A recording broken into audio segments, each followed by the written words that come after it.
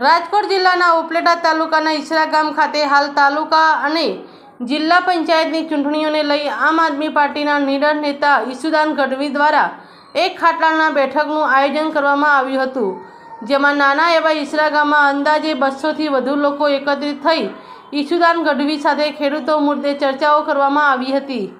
હાલ ખેડૂતો પોતાની જણસીના ભાવ સહિત વીજળી, ચેકડેમ, પશુપાલન સહિતના મુદ્દાઓથી પરેશાની ભોગવી રહ્યા છે, જેને લઈ આમ આદમી પાર્ટીના નેતા ઈસુદાન ગઢવી સાથે ચર્ચાઓ કરી આ મુદ્દાઓના નિકાલની વાતો કરી હતી।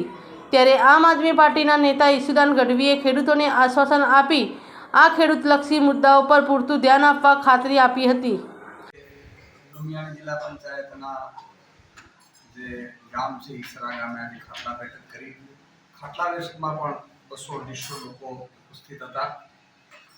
ગામ લોકોને, ગ્રામજનોને આખી ઉમ્મીદ છે આમ આદમી પાર્ટી, આખા સૌરાષ્ટ્રમાં એક માહોલ બન્યો છે કે ભાઈ શ્રાવણ ચાવશે તો કાંઈક ગંદકી રાજનીતિમાંથી સફાઈ થશે। આજે ખેડૂતોને ભાવ નથી મળતા, અહીંયા એક ચેકડેમનો પ્રશ્ન હતો, વારંવાર તૂટી જાય છે ચેકડેમ, ગ્રામજનો બનાવે છે તૂટી જાય, કોઈ સરકાર અથવા સરકારના માણસો જોતા ખૂબ જ દુઃખદ। ખેડૂતને જોઈએ શું? 3 ઉપર લઈ શકે એવી પાણીની વ્યવસ્થા જોઈએ, ખેડૂતને વીજળી તમે ફ્રી આપી દો, દિવસે આપી દો અને ખેડૂતને પૂરતા ભાવ આપી દો તો ખેડૂત સમૃદ્ધ બની શકે એવી સ્થિતિમાં છે।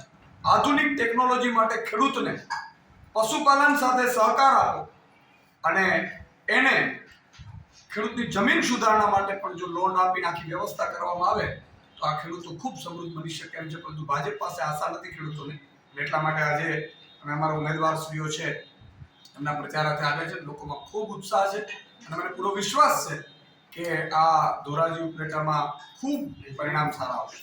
અંદાજે સાહેબ કેટલી સીટ આવે એવું લાગે છે? અત્યારે આમ સીટ તો કેવી મુશ્કેલ છે જ્યોતિષ નથી, પરંતુ જિલ્લા તાલુકા પંચાયત બને છે એવી સ્થિતિમાં અમે છીએ। Bureau report, Arsibhai Ahir, Upleta.